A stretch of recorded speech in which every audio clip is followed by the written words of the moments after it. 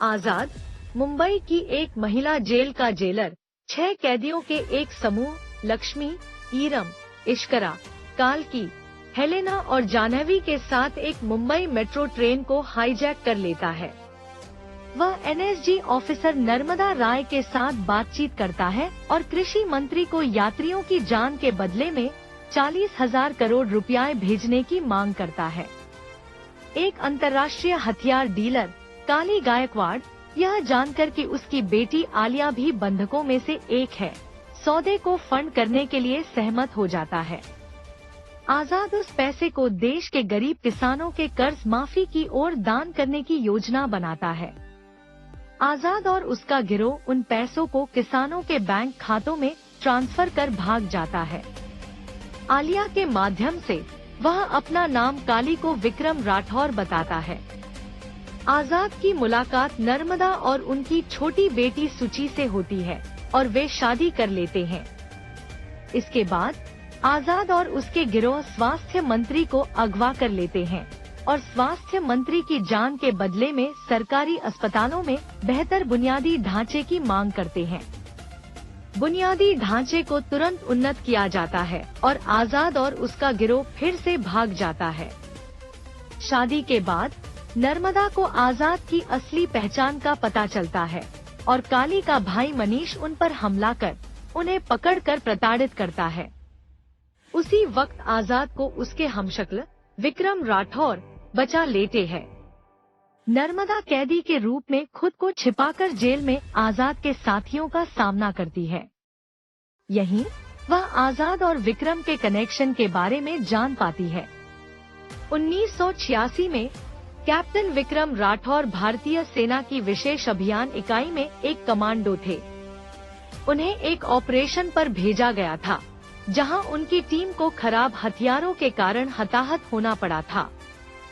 विक्रम और उनकी टीम ने हथियारों के तत्कालीन आपूर्तिकर्ता युवा काली के खिलाफ शिकायत दर्ज कराई थी।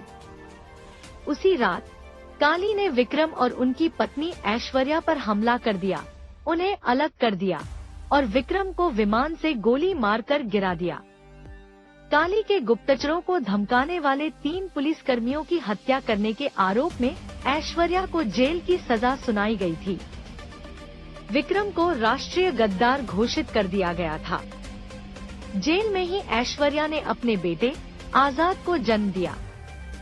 जब आजाद 5 साल का हुआ तो फांसी से पहले ऐश्वर्या ने उसे अपने पिता की बेगुनाही साबित करने और उत्पीड़ितों को न्याय दिलाने के लिए कहा। दुनिया को नहीं पता था कि विक्रम हमले में बच गए हैं, लेकिन उनकी याददाश्त चली गई थी।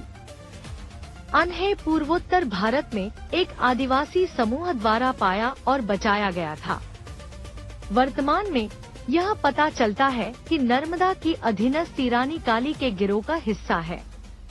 वह उन सभी को गोली मारने की कोशिश करता है। लक्ष्मी गोलीबारी में मारी जाती है।